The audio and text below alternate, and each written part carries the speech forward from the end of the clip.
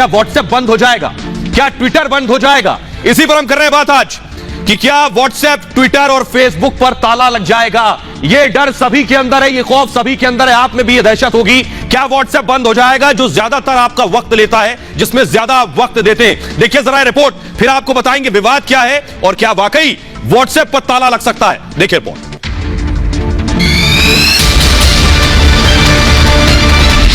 क्या बंद हो जाएगा व्हाट्सएप?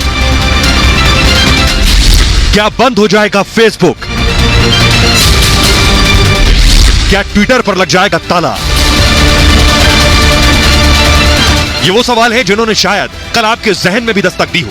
आप भी रात में यही सोचकर सोए होंगे कि क्या सुबह व्हाट्सएप खुलेगा, कहीं फेसबुक और ट्विटर बंद तो नहीं हो जाएगा, क्योंकि व्हाट्सएप और फेसबुक जिंदगी का अहम हिस्सा बन चुके हैं। इन सोशल नेटवर्क के बिना जिंदगी अधूरी लगती है, लेकिन प्राइवेसी समेत कई मुद्दों पर सोशल प्लेटफॉर्म सवालों के घेरे में है और सरकार के साथ इनकी तकरार बढ़ गई है। 3 महीने का दिया हुआ समय कल गुजर चुका है और इसी के साथ चिंता बढ़ गई है कि जिस फेसबुक और व्हाट्सएप का आप दिन भर इस्तेमाल करते हैं, क्या आगे भी उसका इस्तेमाल कर पाएंगे? कहीं ये फेसबुक व्हाट्सएप बंद तो नहीं हो जाएंगे?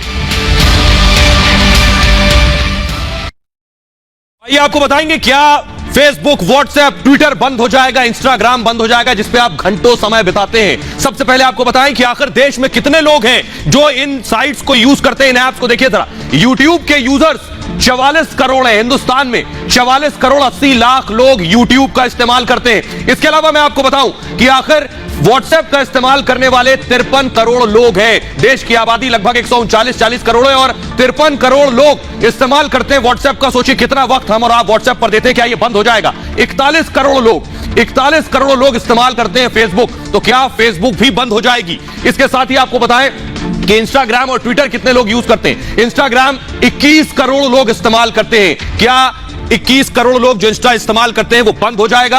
और ट्विटर 1 करोड़ 75 लाख लोग इस्तेमाल करते हैं, क्या ये बंद हो जाएगा? तो सवाल ये बंद हो गया तो फिर आपका होगा क्या? आइए आपको बताने जा रहे हैं कि आखिर क्या विवाद है और कैसे मैं कह रहा हूं कि ये बंद हो सकता है। अगर इन नियमों का पालन नहीं किया गया तो ये हालात पैदा हो सकते हैं कि व्हाट्सएप, ट्विटर और इंस्टाग्राम या फेसबुक बंद हो जाए। आपको बता रहे हैं, जरा ध्यान से सुनिए विवाद क्या है। अब जरा इस विवाद को समझ लीजिए कि आखिर ये विवाद है क्यों और क्यों ये आगे बढ़ा। दरअसल एक लंबे समय से देश में सोशल प्लेटफॉर्म को लेकर सवाल खड़े होते रहे। ऐसे में 3 महीने पहले हुआ कि आपसे 3 महीने पहले केंद्र सरकार ने गाइडलाइन जारी की थी। उस गाइडलाइन के मुताबिक सभी सोशल मीडिया प्लेटफॉर्म को, यानी चाहे वो व्हाट्सएप हो, ट्विटर हो, फेसबुक हो, कोई भी सोशल मीडिया का प्लेटफॉर्म हो, शिकायत पर कार्रवाई के लिए उनसे कहा गया था एक व्यवस्था बनाइए। यानी सोशल मीडिया से यह कहा गया, व्हाट्सएप और ट्विटर और इंस्टाग्राम इन सब से यह कहा गया कि आप तक बहुत से लोग शिकायत करते हैं कि बहुत सी ऐसी चीजें इन पर चल रही हैं, उसकी शिकायत आप तक आती है, तो आप उसके लिए एक व्यवस्था बनाइए, एक सिस्टम बनाइए कि यह शिकायत आप तक आए, जिसमें 3 अधिकारी होने जरूरी हैं। उसमें चीफ कंप्लायंस अफसर, नोडल कॉन्टैक्ट पर्सन और रेजिडेंट ग्रीवेंस, यानी जो शिकायतें आप तक आ रही हैं, ये 3 अधिकारी नियुक्त किए जाएं। ये 3 अधिकारी वो शिकायत सुने, जिसका नियम ये है कि ये सभी भारत में ही रहते हैं। अभी है क्या, ये सारे विदेशी ऐप हैं, इनके सारे मालिक और सारे अधिकारी विदेश में बैठते हैं। यहां आप कोई शिकायत किससे करेंगे आपको नहीं पता, यहां दफ्तर खाली है, वहां आपको कोई अधिकारी नहीं मिलेगा जिससे आप शिकायत करें, और शिकायत करेंगे भी तो उस पर अमल नहीं होगा। वेबसाइट और ऐप पर इन लोगों का कॉन्टैक्ट नंबर पब्लिश करना जरूरी है। यानी सरकार ने कहा एक सिस्टम बनाइए, 3 अधिकारी बिठाइए और इन अधिकारियों के नंबर जारी करिए जो सार्वजनिक हो। किसी को भी कोई दिक्कत हो इस ऐप से मुताल्लिक तो वो उस नंबर पर बता सके, उस कॉन्टैक्ट पर्सन तक पहुंच सके जिससे लोग शिकायत कर सकें। और दर्ज शिकायत के बारे में 15 दिनों में अपडेट जरूरी बताना होगा। यानी आपने अगर कोई शिकायत व्हाट्सएप के किसी कंटेंट, किसी मैसेज के खिलाफ की तो व्हाट्सएप के अधिकारी को 15 दिन के अंदर जवाब देना होगा। सरकार ने कहा यह व्यवस्था बनाइए, हर शख्स कहेगा ऐसी व्यवस्था देश में होनी चाहिए। इसके साथ ही गाइडलाइन में कहा गया है कि ऐसा सिस्टम बनाया जाए जिसके जरिए रेप, बाल यौन शोषण के कंटेंट की पहचान हो सके। यानी इन पे बहुत सी ऐसी चीजें आपत्तिजनक होती हैं जिसकी पहचान नहीं हो पाती है, इसलिए रेप से जुड़ी चीजें हो, बाल यौन शोषण से जुड़ी चीजें हो, इसकी पहचान हो सके, ऐसे कंटेंट को हटाया जा सके। साथ ही इस पूरे सिस्टम पर नजर रखने के लिए स्टाफ रखा जाए। साथ ही गाइडलाइन में कहा गया है कि इन सोशल प्लेटफॉर्म को हर महीने एक रिपोर्ट पब्लिश करनी होगी, जिसमें महीने में शिकायतें कितनी आई हैं उस रिपोर्ट में यह बताना होगा, जो शिकायतें आई हैं उस पर एक्शन क्या लिया गया यह बताना होगा, जो लिंक और कंटेंट हटाया गया है उसकी जानकारी देनी होगी कि आपने शिकायत पर क्या कार्रवाई की है और किसे हटाया है। इसके साथ साथ गाइडलाइन में कहा गया अगर प्लेटफॉर्म किसी आपत्तिजनक जानकारी को हटाता है, यानी ऐसे ही किसी को नहीं हटा देना है, अगर हटाता भी है तो उसे पहले जिस शख्स का कंटेंट हटाया है उसे यह बताना होगा, जिस कंटेंट बनाने वाले, अपलोड करने वाले या शेयर करने वाले को इसकी जानकारी देनी होगी कि तुम्हारा यह कंटेंट हटा दिया गया है। न सिर्फ जानकारी बल्कि कारण भी बताना होगा कि क्यों हटाया है। यूजर को प्लेटफॉर्म के एक्शन के खिलाफ अपील करने का मौका दिया जाए, यानी जिसका कंटेंट हटाया गया है उसे अपील करने का भी मौका मिलना चाहिए। आपको बता दें कि सरकार ने सोशल मीडिया प्लेटफॉर्म के लिए यह गाइडलाइन 25 फरवरी को जारी की थी। 3 महीने का समय दिया था। डेडलाइन कल यानी 25 मई तक थी, अब खत्म हो चुकी है, लेकिन सरकार को जवाब नहीं दिया गया अब तक। फेसबुक का कहना यह है कि सरकार से बात चल रही है। व्हाट्सएप दिल्ली हाईकोर्ट तक पहुंच गया। जी हां, व्हाट्सएप ने हाईकोर्ट का दरवाजा खटखटा दिया है। सरकार ने इस पूरे मामले में व्हाट्सएप पर नियमों का उल्लंघन का आरोप लगाया है। आइए अब आपको बताते हैं कि वकील विराग गुप्ता क्या कुछ कह रहे हैं, जरा ये सुनिए।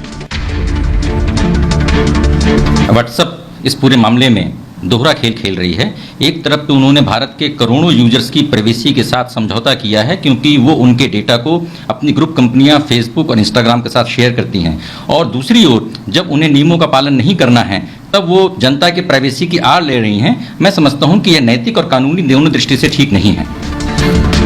आइए अब आपको जल्दी से बता देते हैं, यानी अगर व्हाट्सएप और सोशल मीडिया ने इन शर्तों और नियमों को नहीं माना तो संभव है कि इन पर बैन भी लग जाए या कोई और कार्रवाई सरकार करे। लेकिन आपको बताएं कि दुनिया में कहां-कहां व्हाट्सएप और ये सोशल मीडिया बैन है। व्हाट्सएप कहां-कहां बैन है मैं आपको बताऊं। चीन में व्हाट्सएप बैन है, आपका हमारा पड़ोसी मुल्क चीन में व्हाट्सएप बैन है। उसके आगे बढ़ेंगे, नॉर्थ कोरिया में, उत्तरी कोरिया में भी व्हाट्सएप बैन है। तो ये वो मुल्क है जहां व्हाट्सएप पहले से बैन किया जा चुका है। क्यूबा, अगर नजदीक से लाकर मैं दिखाऊं, क्यूबा में भी व्हाट्सएप पर पाबंदी है। तो ये वो मुल्क है सीरिया, सीरिया में भी व्हाट्सएप पूरी तरह से बैन है, लोग व्हाट्सएप का इस्तेमाल नहीं करते हैं। सीरिया के अलावा यूएई में भी व्हाट्सएप बैन है, व्हाट्सएप कॉलिंग नहीं होती है, व्हाट्सएप का इस्तेमाल यूएई में भी नहीं होता है। तो ये वो मुल्क है जहां व्हाट्सएप बैन है।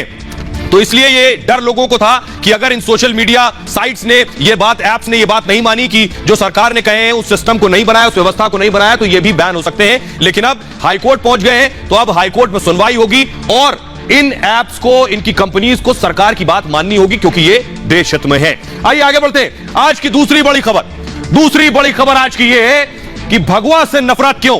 जी हां, रामदेव बनाम डॉक्टर्स की जो लड़ाई है, उस लड़ाई में दरअसल निशाने पर भगवा है क्या? डॉक्टर्स के कंधे पर कंधे पर बंदूक रख के रामदेव पर निशाना साधा जा रहा है। ये बात मैं ऐसे ही नहीं कह रहा हूं, सोचिए जरा, ये बात मैं इसलिए कह रहा हूं, दरअसल एक योगा करने वाला भगवाधारी साधु योगी, दरअसल वो बहुत से लोगों को चुभता है कि आखिर योगी जो सिर्फ एक योग करता है, जिसके कपड़ों को लेकर भी लोग मजाक बनाते रहे, जिसने योग के जरिए पूरी दुनिया में नाम कमाया, इकलौता शख्स वो है रामदेव। क्या यही वजह है लोगों की नफरत करने की? क्या यही वजह है लोगों को सबसे ज्यादा परेशान करने की? ये देखिए, रामदेव का काफिला जा रहा है, बाकायदा बड़ी सिक्योरिटी रामदेव को मिली हुई है, रेंज रोवर गाड़ी से रामदेव चलते। ये चीज लोगों को अखरती है कि आखिर बाबा रेंज रोवर से चल रहे हैं, बाबा गाड़ी से चल रहे हैं, एक साधु जो भगवा पहनता है वो गाड़ियों का काफिला लेकर और सिक्योरिटी के साथ चल रहा है। ये बात सबसे ज्यादा अखरती है भगवा से नफरत करने वालों को, उन्हें सबसे ज्यादा। देखिए, रेंज रोवर गाड़ी, बाबा रामदेव बैठे हुए, इसमें कई गाड़ियां हैं बाबा के पास, बाबा ने ये सब चीजें अपनी मेहनत से कमाई है। यही बात सबसे ज्यादा परेशान करती है भगवा से नफरत करने वालों को, उन बुद्धिजीवियों को, कथित बुद्धिजीवियों को, जो भगवाधारियों को सिर्फ एक फकीर के वेश में देखना चाहते हैं, जो हमेशा भगवाधारियों को हाथ फैलाए देखना चाहते हैं। उन्हें बाबा रामदेव अच्छे नहीं लगते, उन्हें ये चीजें, बाबा रामदेव हेलीकॉप्टर में सवार है, ये देखिए, उन्हें ये जचता नहीं है कि एक भगवाधारी हेलीकॉप्टर में बैठकर उतर रहा है, एक भगवाधारी हवाई जहाज से चल रहा है। उनके हिसाब से तो भगवाधारी हमेशा उनके आगे हाथ फैलाए, वो ये मानते हैं और ये सोच रखते हैं। यही वजह है कि रामदेव पर सबसे ज्यादा टारगेट किया जा रहा है। एक और तस्वीरें दिखाता हूं आपको, देखिए जरा, ये रामदेव की पूरी फैक्ट्री है। रामदेव ने इतना बड़ा अंपायर स्थापित किया है, इनको यह बात सबसे ज्यादा परेशान करती है कि भगवा पहनने वाला, जो जिसके कपड़ों पर सवाल उठाते हैं, जो योग करता है, इतना बड़ा अंपायर, करोड़ों का अंपायर आखिर उसने कैसे खड़ा कर दिया, यह बात सबसे ज्यादा परेशान कर रही है। इसलिए आप देखेंगे बार बार रामदेव को लाला रामदेव करके टारगेट किया जाता है, कारोबारी करके टारगेट किया जाता है और ढोंगी करके टारगेट किया जाता है, सिर्फ इसलिए क्योंकि रामदेव ने अपनी मेहनत से, अपने परिश्रम से इतना बड़ा अंपायर खड़ा किया। यह सब मेहनत का नतीजा, और इसमें लोगों को रोजगार भी दिया। ये देखिए, ये जो रामदेव की तस्वीरें आप देख रहे हैं, अपने ब्रांड